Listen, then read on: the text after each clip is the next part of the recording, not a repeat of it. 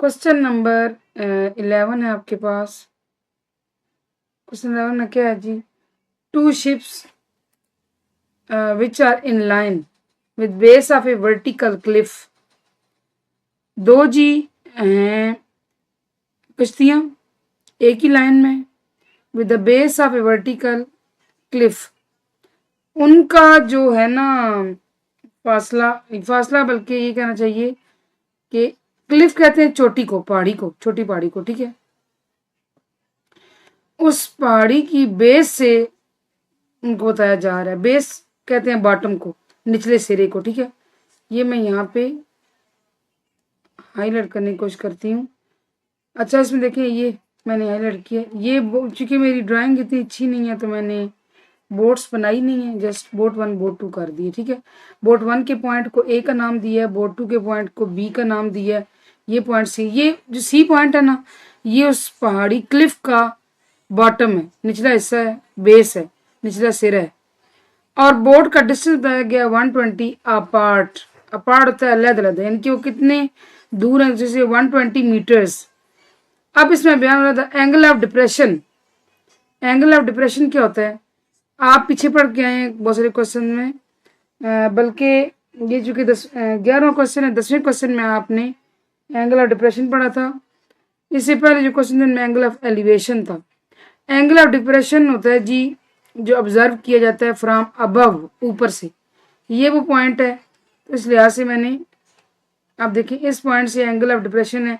Board 1 के साथ 30 angle बन रहा है डिग्री, और बोर्ड 2 के साथ 45 एंगल बन रहा है।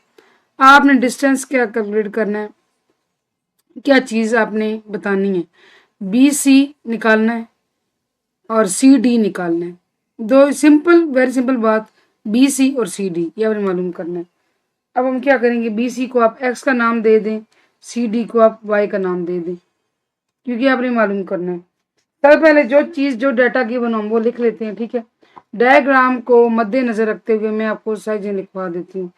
अच्छा जी, जो है ना बच्चे, बी सी वो एक्स मीटर है, नामालूम है, पता नहीं है, तो हमने फिर एक्स रख दी है। और जो मेजर सी डी है, सी डी लाइन की लंबाई है वो वाई मीटर है, ठीक है। नहीं, मेजर एंगल जो सी बी डी है, क्योंकि वो किसका अक्स है, किसका रिफ्लेक्शन है, पी बी डी का, या पी डी बी ए की बात है। पी डी बी किसका रिफ्लेक्शन है? सी बी डी का, ठीक है। वो है जी आपके पास 45 डिग्री। फिर आपके पास मेजर एंगल डी ए सी आता है, वो रिफ्लेक्शन किसका है? पी डी ए का, major angle P D A का, that is 30 degree.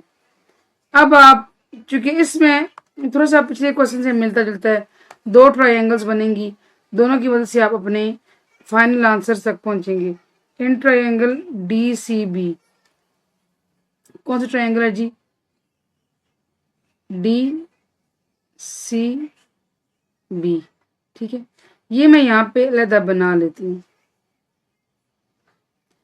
D C B, ये वाई, ये एक्स, यहाँ से ये हो गया जी 45, ठीक है। और अब देखते हैं इसमें क्या है। अच्छा, अब देखिए, अब मैं आपको पिछले चुके समझा के हूँ कितने क्वेश्चन में कि हम tan का इंतखाब क्यों करेंगे। tan होता है जी परपेंडिकुलर ओवर बेस। परपेंडिकुलर है जी डी सी, बेस है G B C, D C है वाई, बी सी है एक्स। tan 45 1 के बराबर होता है, ये बन गया y ओवर x, या इसको आप x यहाँ मल्टीप्लाई हो जाएगा तो y is equal to x भी बन सकता है। इक्वेशन 1 का नाम दे दें, हो गया। अब आ जाए दूसरे ट्राइंगल पर। इन ट्राइंगल डी ए सी में आपको समझा देती हूँ कि हमने डी ए सी कौन सी ली है। अब देखिए, ये जी आपके पास डी ए सी, ठीक है। मैं यहाँ बना भी देती हूँ ताकि आपको समझ आ जाए लगा। ये जी आपके पास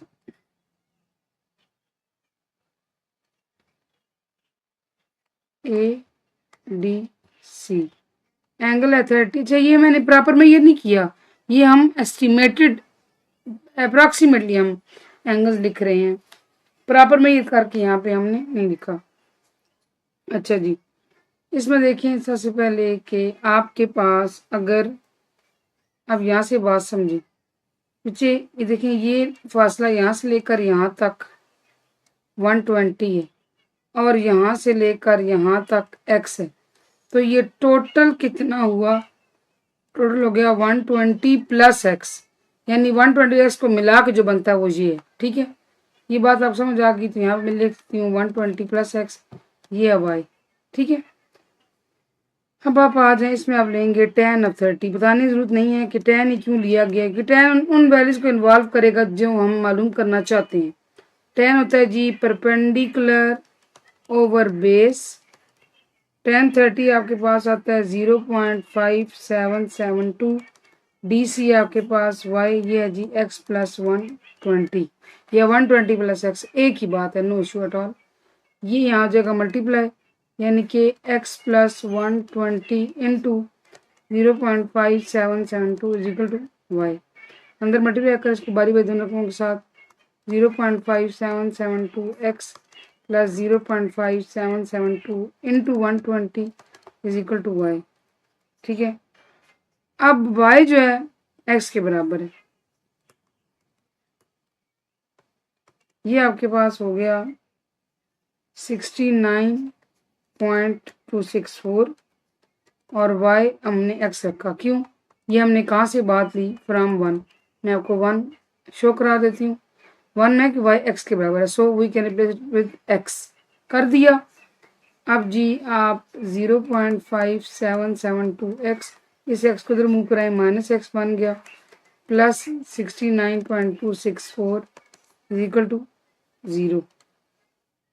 ठीक है, यहाँ से आप ले लें x कॉमन,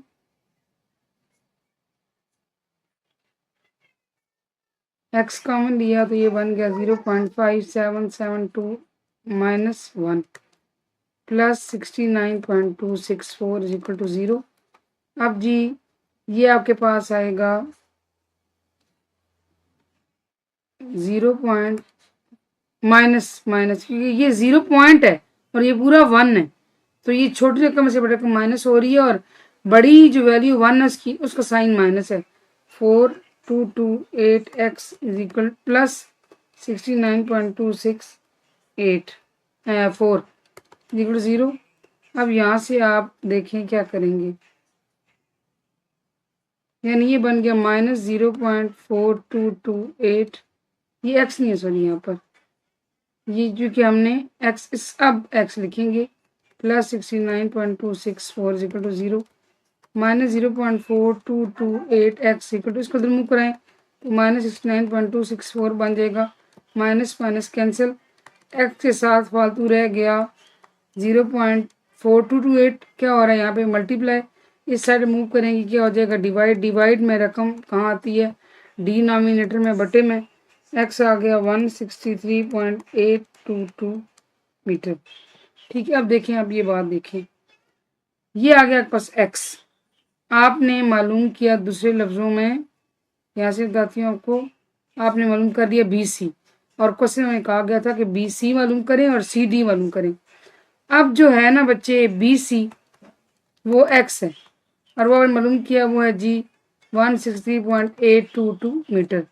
अब हमने 1 में लिखा हुआ इक्वेशन 1 में कि y इक्वल x के बराबर, यानी फिर CD जो है वो y है, तो y तो x के बराबर है, उसकी भी हाइट यही आएगी। ठीक है, इसका मतलब है कि आपके पास आप ऐसे लिख सकते हैं 10 मेजर BC क्योंकि बराबर है मेजर CD के, क्यों? ये इक्वेशन 1 में x इक्वल टू y है, तो ये बन जाएगा 160.822 मीटर्स। होपफुली यह क्वेश्चन आपको समझ आया होगा।